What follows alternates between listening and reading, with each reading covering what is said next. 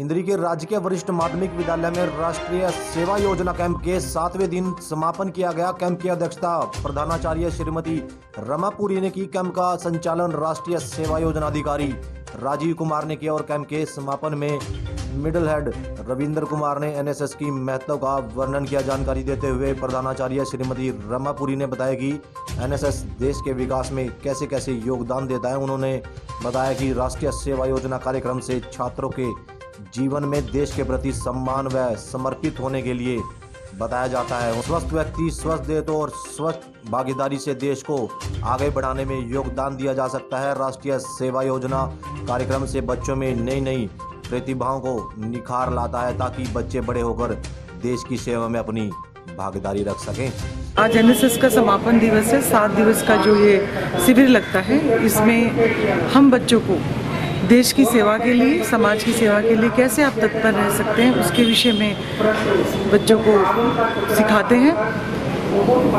NSS का जो field है बहुत वाइड होता है और इसमें हम social awareness, dignity of labour और नेशनलिज्म, पैट्रियोटिज्म, इस तरह की भावना बच्चों में कूट कूट के भरते हैं ताकि आने वाले समय में किसी समय भी जब हमारे देश को, हमारे समाज को आवश्यकता हो और वो उसकी सेवा के लिए हमेशा ही तत्पर रहें without any repayment. NSS camp कितने दिवसीय होता है? वैसे तो हमारा इसकी जो एक्टिविटीज़ हैं क्वार्टरली चलती है, लेकिन ये जो 7 दिवसीय कैंप है ये बहुत महत्वपूर्ण होता है क्योंकि इसमें हम बच्चों के बहुमुखी प्रतिभा को विकसित करने का प्रयास करते हैं। कितने बच्चे पार्टिसिपेट करते हैं इसमें? इसमें जो हमारी आउटगोइंग क्लास होती है 12th की, उसके 50 बच्चे जो बहुत अच्छे और एक्टिव बच्चे होते हैं उनको ही हम लेने की कोशिश करते हैं। सिलेक्शन किया जाता है? सिलेक्शन किया जाता है इसमें थोड़ा सा जो जिनके अंदर एक वो भी हो, एक समाज के प्रति कार्य करने की इच्छा भी हो, उन्हीं को हम लेते हैं। अच्छा, इसमें खेल कूद वगैरह क्या कुछ? देखो, इसमें वेरियस एक्टिविटीज़ होती हैं। सबसे पहले तो जैसे कि कोरोना महामारी है, हम अलग अलग डेज में अलग अलग रिसोर्स पर्सन्स को बुलाते हैं, वो अपने फील्ड से संबंधित बच्चों को नॉलेज देते हैं। उसके अलावा आसपास या विद्यालय के अंदर जो भी हमारे कुछ सफाई कार्यक्रम है वो हम चलाते हैं ताकि विद्यालय स्वच्छ रहे। छतों की सफाई होगी, पेड़ों को व्यवस्थित करना है या फिर उनकी पेंटिंग कराना है। पेड़ों को हमने चूने से आधा पेंट करवाया था।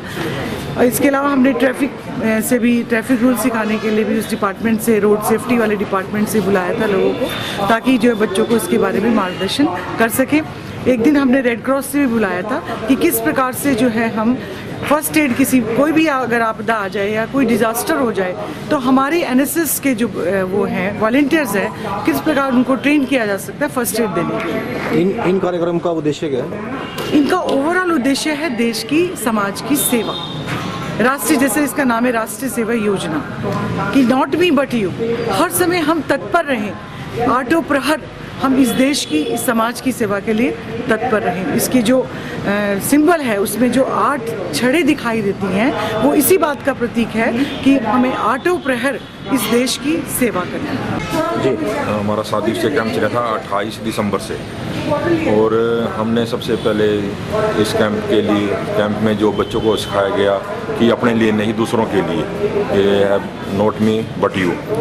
और इसके अंदर हमने बच्चों को दंत चिकित्सक की तरफ से हमारे यहाँ पे आए थे काम्बोज सर, उन्होंने बच्चों को स्वास्थ्य संबंधी बातचीत बताई कि कोरोना जो फैल रहा है महामारी, इससे कैसे दूर रह सकते हैं हम और क्या क्या हमारे बचने के उपाय हैं। और एक दिन हमने यहाँ पर ट्रैफिक इंचार्ज को बुलाया था, उन्होंने हमें यातायात के साधन के बारे में बच्चों को बताया कि 18 साल से पहले हमारे पास जब तक लाइसेंस नहीं है तब तक हम मोटरसाइकिल, स्कूटर या कार किसी भी चीज़ को हाथ ना लगाएं, क्योंकि कोई ऐसी दुर्घटना घट जाए जिसका बहुत असर पड़ जाएगा कि हमारे पास बिना लाइसेंस के हम चलाएँगे तो हमारी गाड़ी भी जब्त हो सकती है और हमें जो नुकसान है वो तो होगा ही।